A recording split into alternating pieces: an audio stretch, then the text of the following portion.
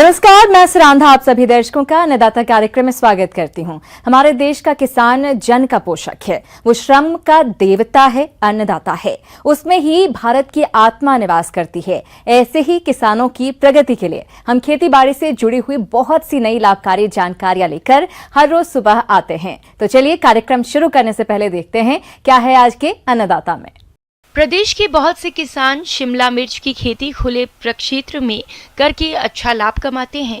इसी लाभ को देखते हुए जो किसान भाई अधिक आमदनी कमाने के लिए शिमला मिर्च की स्वीट बनाना किस्म की उन्नत खेती करना चाहते हैं, तो वे कौन कौन से पहलुओं पर ध्यान दें, इस बारे में विस्तार से जानकारी देने के लिए हमारे बीच उपस्थित है डॉक्टर योगराज शुक्ला।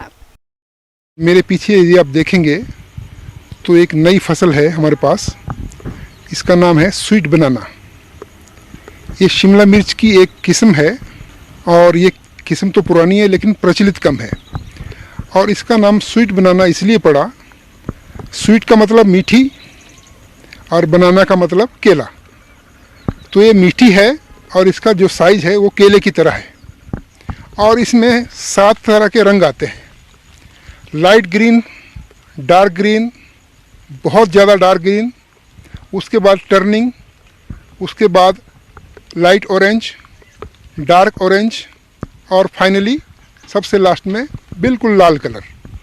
ये जो कलर आते हैं इसके हिसाब से इनको हम खाने में भी प्रयोग करते हैं। तो इसका खाने का ढंग, बनाने का ढंग, लगाने का ढंग, इसमें जो हम कार्य करते हैं खेत में, वो सब कुछ शिमला मिर्च की तरह है, कुछ भी अलग नहीं है। किसान भाइयों, ये नर्म आर्द्र जलवायु की फसल है। जिन क्षेत्रों में शीत ऋतु में तापमान 10 डिग्री सेल्सियस से अक्सर नीचे नहीं जाता और ठंड का प्रभाव बहुत कम दिनों के लिए रहता है, वहाँ वर्ष भर फसल ली जा सकती है। इसकी अच्छी वृद्धि और विकास के लिए 21 से 25 डिग्री सेल्सियस तापक्रम उपयुक्त रहता है। पाला इसके लिए हानिकारक होता है और ठंडे मौसम में इसके फूल कम लगते हैं। फल छोटे, कड़े और टेढ़े मेढ़े आकार के हो जाते हैं। इसलिए जलवायु को देखते हुए इसकी खेती करें। इसकी खेती के लिए अच्छे जल निकासी वाली चिकनी दोमट मिट्टी, जिसका पीएच मान 6 से 6.5 हो, सर्वोत्तम मानी जाती है।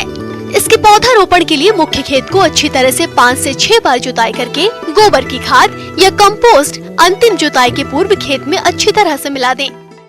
तो इसको लगाने का ढंग, इसमें जो खाद पड़ती है, जैसे कि 200 से 250 कुंटल गोबर की खाद है, 220 किलो यूरिया है, 490 किलो सिंगल सुपर फास्फेट है और 90 किलो पोटाश है प्रति हेक्टेयर। जो शिमला मिर्च में पड़ती है वही इसमें पड़ती है। इसके बाद इसकी रोपाई के लिए भूमि की सतह से ऊपर उठी और समतल क्यारियां बनाएं। अगर ड्रिप और मल्चिंग के माध्यम से पौधों की रोपाई करनी है तो ड्रिप लाइन क्यारियों पर बिछाएं। बाद में प्लास्टिक मल्च बिछा दें। एक क्यारी पर पौधों की सामान्यतः 2 कतार लगाते हैं, इसलिए उसी के अनुसार मल्च में छेद बनाएं। रोपण और दूरी, सामान्यतः 10 से 15 सेंटीमीटर लंबा 4 से 5 पत्तियों वाला पौधा, जो कि लगभग 45 से 50 दिनों में तैयार हो जाता है। पौधा रोपण के 1 दिन पूर्व क्यारियों में सिंचाई कर देना चाहिए ताकि पौधा आसानी से निकाला जा सके। रोपाई के पूर्व पौध की जड़ को बाविस्टिन 1 ग्राम प्रति लीटर पानी के घोल में आधा घंटा डुबा कर रखना चाहिए।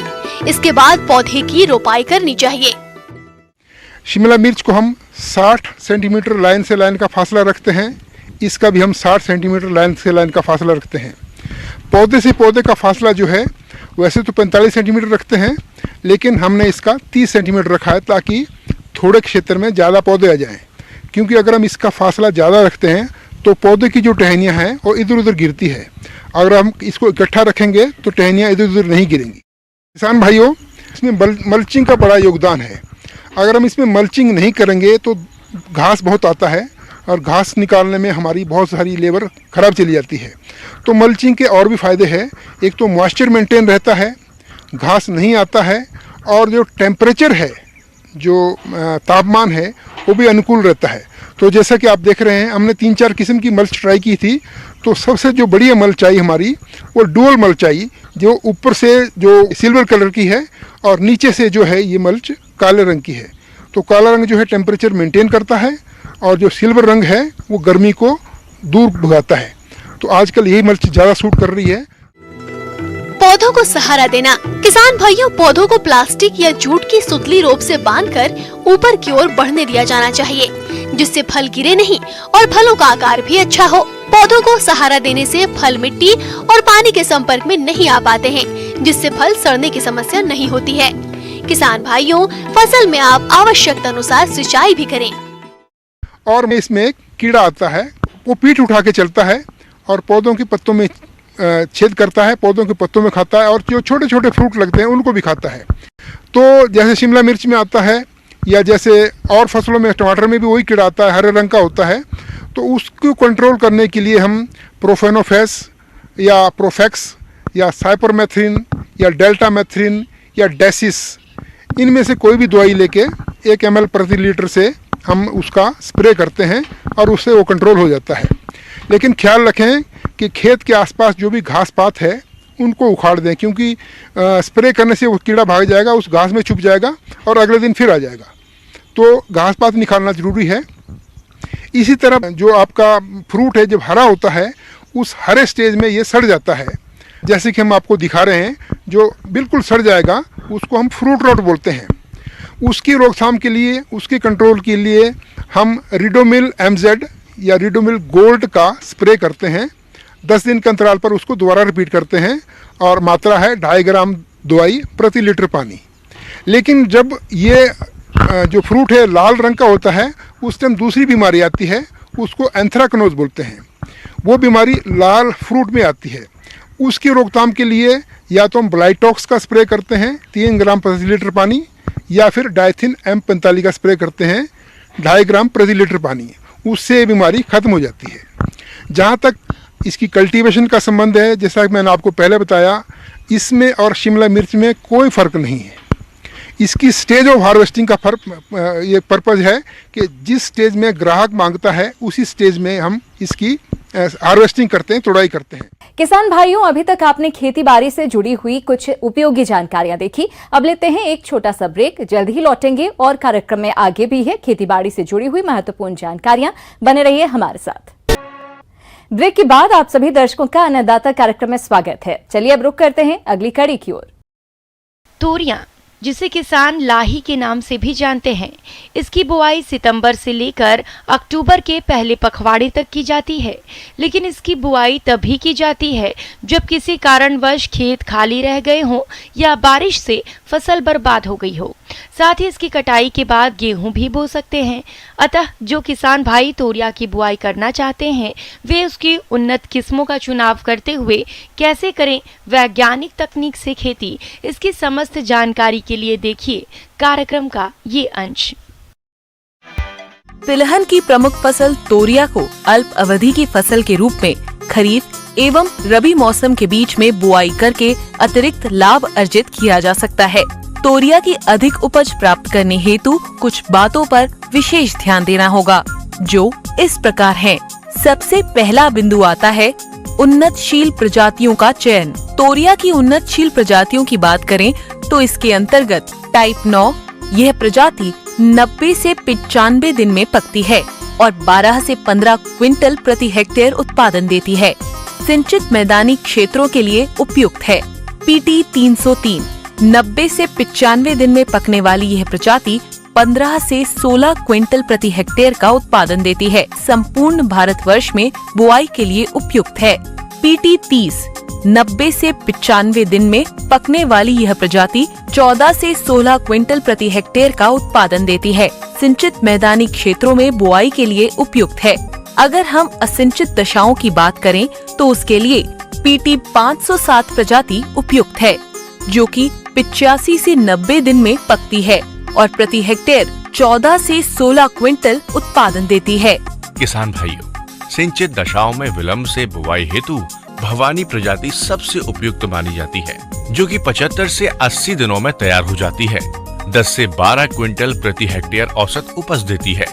इस प्रजाति की बुवाई सितंबर के दूसरे पखवाड़े से लेकर अक्टूबर के प्रथम सप्ताह तक की जाती है। ये तो रही बात प्रजातियों की। खेत की तैयारी की यदि बात करें तो पहली जुताई मिट्टी पलटने वाले हल से करने के उपरांत 2 से 3 जुताइयां देसी हल से करके पाटा चलाकर मिट्टी को भुरभुरा बना लेना चाहिए। खेत की तैयारी का ये कार्य आप रोटावेटर की सहायता से भी कर सकते हैं, जिसमें आपके समय, श्रम और लागत की बचत होगी। किसान भाइयों, इस फसल में उर्वरक का प्रयोग मृदा परीक्षण की संस्तुतियों के आधार पर किया जाए तो सर्वोत्तम होता है। यदि मिट्टी का परीक्षण संभव ना हो पाए, उस दशा में असिंचित क्षेत्रों में 40 किलोग्राम नाइट्रोजन एवं 20 किलोग्राम फास्फोरस का प्रति हेक्टेयर प्रयोग किया जाता है। उर्वरकों की समस्त मात्रा बुवाई के समय कूड़ों में दी जाती है। वहीं पर सिंचित क्षेत्रों में 90 किलोग्राम नाइट्रोजन, 40 किलोग्राम फास्फोरस तथा 20 किलोग्राम पोटाश प्रति हेक्टेयर की दर से प्रयोग की जानी चाहिए। नाइट्रोजन की आधी मात्रा फास्फोरस एवं पोटाश की पूरी मात्रा अंतिम जुताई के समय खेत में मिला दी जाती है। किसान भाइयों, फास्फोरस देने के लिए सिंगल सुपर फास्फेट का प्रयोग किया जाए तो अच्छा होता है, क्योंकि इसमें सल्फर की पूर्ति हो जाती है, जो दानों के आकार एवं उसमें तेल की वृद्धि में सहायक होता है। अगर आप ऐसा नहीं करते तो 25 किलोग्राम प्रति हेक्टेयर की दर से सल्फर देना भी आवश्यक होता। नत्रजन की शेष आधी मात्रा का प्रयोग पहली सिंचाई अर्थात बुवाई के 25-30 दिन बाद टॉप ड्रेसिंग के रूप में की जाती है। बुआई हेतु 4 किलोग्राम बीज की आवश्यकता होती है। बीज किसी विश्वसनीय संस्था से ही प्राप्त किया जाना चाहिए। बुआई से पूर्व बीजों के शोधन के लिए आपको इसे मेटालॉक्सजिल और मैकोजेब दोनों की 2.5 ग्राम दवा प्रति किलोग्राम बीज की दर से उपचारित कर लेना चाहिए। इसके उपरांत इसकी बुआई की जानी चाहिए। तोरिया की बुआई सितंबर के प्रथम सप्ताह से लेकर अक्टूबर के प्रथम सप्ताह तक की जा सकती है। तोरिया की बुआई 30 सेंटीमीटर की दूरी पर कतारों में करनी चाहिए। किसान भाइयों, रासायनिक विधि से खरपतवार नियंत्रण करने के लिए बुआई के 48 घंटे के अंदर पेंडामिथिलीन दवा की 3.3 लीटर मात्रा प्रति हेक्टेयर की दर से खेत में उल्टे पांव चलते हुए छिड़काव कर दें। ऐसा करने से आपकी फसल में 40 दिनों तक खरपतवारों का प्रकोप नहीं होगा। जो किसान ऐसा नहीं करते हैं, उन्हें बुआई के 15 दिन बाद पहली निराई गुड़ाई करनी चाहिए और इसी समय पौधों के बीच की आपसी दूरी 10 से 15 सेंटीमीटर नियंत्रित करनी चाहिए।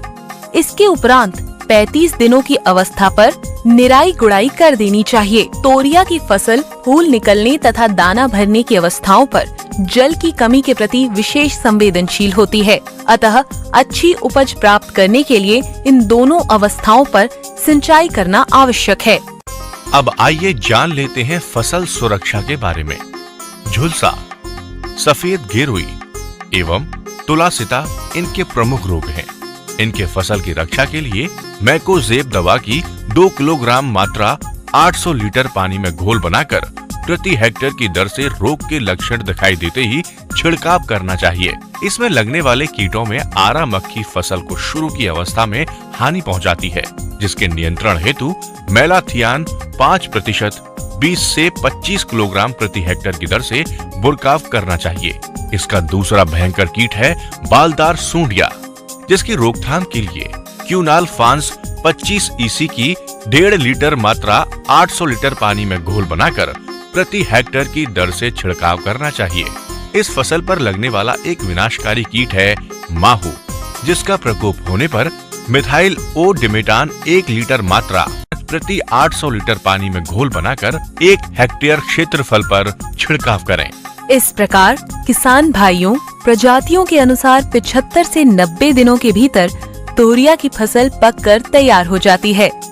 बालियां जब 75% सुनहरी हो जाएं, तब इसकी कटाई कर खलिहान में ले जाकर मड़ाई कर दानों में उचित नमी का प्रतिशत रखते हुए सुरक्षित भंडारण करना चाहिए। आगे और भी है खेती बाड़ी से जुड़ी हुई बहुत सी रोचक जानकारियां, पर यहाँ पर रुकेंगे एक और ब्रेक के लिए। जल्द हाजिर होते हैं। ब्रेक के बाद एक बार फिर आप सभी का अन्नदाता में स्वागत है। बढ़ते हैं अगली प्रस्तुति की ओर। मौसम के अनुसार प्रबंधनों पर ही टिकी है आपकी खेती बाड़ी, इसलिए मौसम पूर्वानुमान और उस पर आधारित साप्ताहिक कृषि सलाह इस प्रकार है। भारत मौसम विज्ञान विभाग नई दिल्ली तथा मौसम केंद्र भोपाल के सहयोग से इंदौर, नीमच, बुरहानपुर, झाबुआ और इनके आसपास के जिलों के किसानों को सलाह दी जाती है कि इन क्षेत्रों के किसान कोरोना के गंभीर फैलाव को देखते हुए किसानों को सलाह है कि कृषि कार्यों के दौरान भारत सरकार द्वारा दिए जा रहे निर्देशों, व्यक्तिगत स्वच्छता, मास्क का उपयोग, साबुन से उचित अंतराल पर हाथ धोना और एक दूसरे से सामाजिक दूरी बनाए रखने पर विशेष ध्यान दें। संभावित मौसम पूर्वानुमान को देखते हुए किसानों को यह सलाह दी जाती है कि वे विभिन्न स्थानों पर लकड़ी का टी आकार स्थापित करें, जिससे परभक्षी पक्षी के बैठने की व्यवस्था हो, जो पत्ती खाने वाले कैटरपिलर को खाते हैं। येलो स्टिकी ट्रैप की स्थापना से सफेद मक्खी और एफिड्स की आबादी को कम करने में भी मदद मिलेगी, जो पीले मोज़ेक और सोयाबीन मोज़ेक रोग पैदा करने वाले वायरस के लिए वेक्टर के रूप में काम करते हैं। जहां पर चक्र भृंग के साथ साथ पत्ती खाने वाली इल्लियों का प्रकोप हो, वहां इनके नियंत्रण के लिए किसानों को सलाह दी जाती है कि वे प्रीमिक्स कीटनाशक नोवेल्युरान का स्प्रे करें। पीले मोज़ेक वायरस रोग के नियंत्रण के लिए किसानों को सलाह दी जाती है कि प्रभावित पौधों को नष्ट कर दें और अनुशंसित पूर्व मिश्रित कीटनाशकों जैसे बीटासिक्लोथ्रिन और इमिडाक्लोप्रिड की 350 मिलीलीटर मात्रा प्रति हेक्टेयर प्रयोग करें। धान की फसल में नाव आकार के भूरे कत्थई रंग के धब्बे बन जाते हैं, जो कि धान में ब्लास्ट रोग के लक्षण हैं। इसके नियंत्रण के लिए सुडोमोनास 400 ml 200 लीटर पानी में घोलकर प्रति एकड़ की दर से छिड़काव करें। इस मौसम में धान की फसल वानस्पतिक वृद्धि की स्थिति में है, अतः फसल में कीटों की निगरानी करें। धान की फसल में तना छेदक के नियंत्रण के लिए लाइट ट्रैप का उपयोग रात में 7 से 9 बजे के बीच करना उपयोगी होगा। तना छेदक कीट की निगरानी के लिए फेरोमोन ट्रैप 3 से 4 प्रति एकड़ लगाएं या तना छेदक के नियंत्रण के लिए रासायनिक उपायों में 2 ml क्लोरोपाइरीफास प्रति लीटर पानी की दर से घोलकर छिड़काव करें। इस मौसम में धान की फसल को नष्ट करने वाली ब्राउन प्लांट होपर का आक्रमण आरंभ हो सकता है, अतः किसान खेत के अंदर जाकर पौधे के निचली भाग के स्थान पर मच्छरनुमा कीट का निरीक्षण करें। धान की फसल में यदि पौधों का रंग पीला पड़ रहा हो तथा पौधे की ऊपरी पत्तियां पीली और नीचे की हरी हो, तो इसके लिए जिंक सल्फेट 5 किलोग्राम प्रति हेक्टेयर की दर से 300 लीटर पानी में घोलकर छिड़काव करें। वर्षा को ध्यान में रखते हुए किसानों को सलाह दी जाती है कि वे अपने खेतों के किसी एक भाग में वर्षा के पानी को इकट्ठा करने की व्यवस्था करें, जिसका उपयोग वे वर्षा न आने के दौरान फसलों की उचित समय पर सिंचाई के लिए कर सकते हैं। सब्जियों में टमाटर, बैंगन और मिर्च में फल छेदक, शीर्ष छेदक एवं फूल गोभी व पत्ता गोभी में डायमंड बैक मॉथ की निगरानी के लिए फेरोमोन ट्रैप 3 से 4 प्रति एकड़ लगाएं और प्रकोप अधिक होने पर स्पेनोसेट दवाई की 1 मिलीलीटर मात्रा प्रति 4 लीटर पानी की दर से घोलकर छिड़काव करें। अदरक और हल्दी में सूट बोरर को नियंत्रित करने के लिए इमामेक्टिन बेंजोएट 10 ml प्रति पंप का स्प्रे करें। हल्दी एवं अदरक में पर्ण धब्बा रोग दिखाई देने पर मैंगोजेब 2.5 ग्राम या कार्बेंडाजिम 1 ग्राम प्रति लीटर पानी की दर से घोलकर छिड़काव करें। फलों के नए बाग लगाने के लिए अच्छी गुणवत्ता के पौधों का प्रबंध करके इनकी रोपाई अतिशीघ्र करें। गेंदे के फूलों की पौध छायादार जगह पर तैयार करें और जल निकास का उचित प्रबंध करें। पशुओं में वर्षा ऋतु में होने वाली बीमारियों के लिए रोकथाम के उपाय अपनाएं। गलघोंटू और लगड़ी बुखार का टीकाकरण करवाएं। इसके साथ ही कृमिनाशक दवा पिलाएं। बकरी को बारिश से गीला होने से बचाएं, अन्यथा वे निमोनिया और डायरिया रोग द्वारा संक्रमित हो सकती हैं।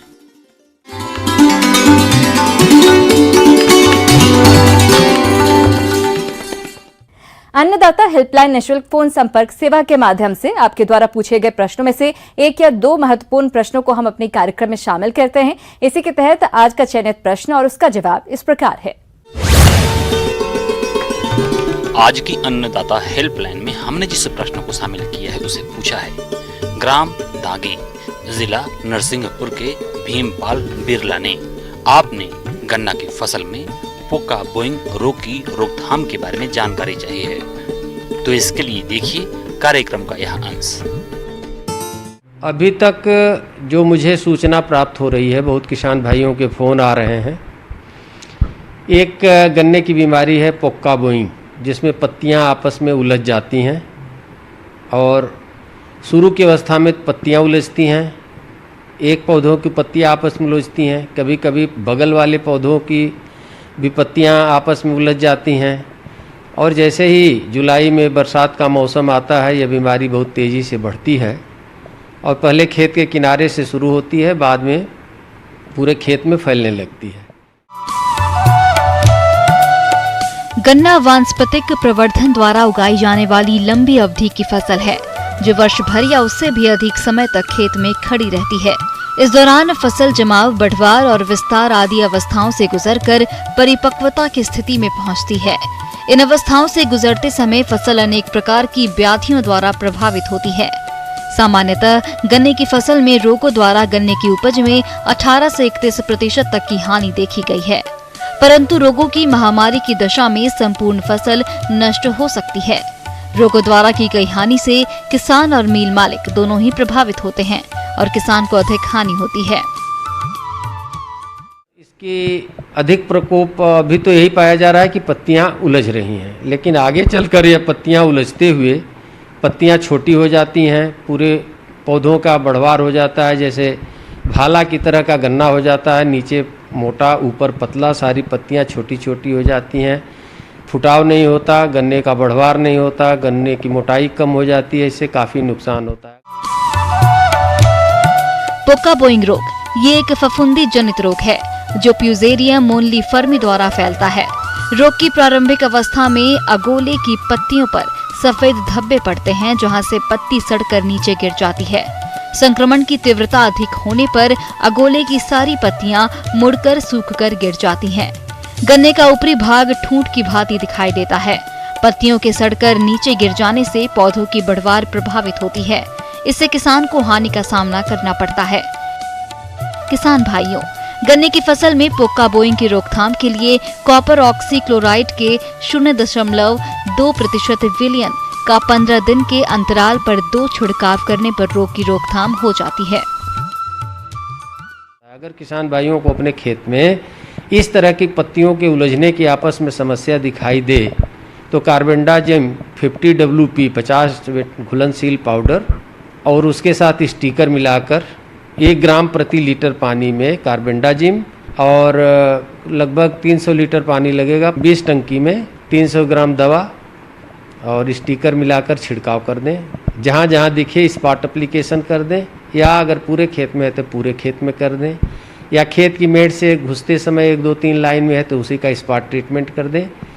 और बरसात होने के बाद अगर इसका प्रकोप बढ़ता है तो दूसरी बार भी इसका छिड़काव करें और उस छिड़काव घोल में कार्बेंडाजिम 50% घुलनशील पाउडर के साथ 6 ग्राम स्ट्रेप्टोसाइक्लिन नामक दवा को भी उस घोल में 300 लीटर पानी में मिलाकर स्टिकर के साथ छिड़काव करें। इसका नियंत्रण हो जाता है, अन्यथा इसके द्वारा थोड़ा नुकसान होने की संभावना बनी रहती है। किसान भाइयों, अन्नदाता आपकी सेवा के लिए संकल्परत है। कृषि संबंधित समस्या एवं सुझावों के लिए आप हमें इस पते पर संपर्क कर सकते हैं। प्रोड्यूसर अन्नदाता, news 18 Madhya Pradesh Chhattisgarh, Ramoji film city Hyderabad 501512। साथ ही आप हमें ईमेल भी कर सकते हैं। हमारा ईमेल है p18annadatamp@nw18.com। इसके अतिरिक्त आप हमें निःशुल्क हेल्पलाइन नंबर 180041921555 पर सोमवार से शनिवार सुबह 10 बजे से शाम 4 बजे के बीच संपर्क कर सकते हैं। किसान भाइयों, अब समय हो रहा है आपसे विदा लेने का, तो हमारी पूरी अन्नदाता टीम को दीजिए इजाजत। कल फिर आपसे मुलाकात होगी कृषि संबंधित कुछ और महत्वपूर्ण जानकारियों के साथ। नमस्कार।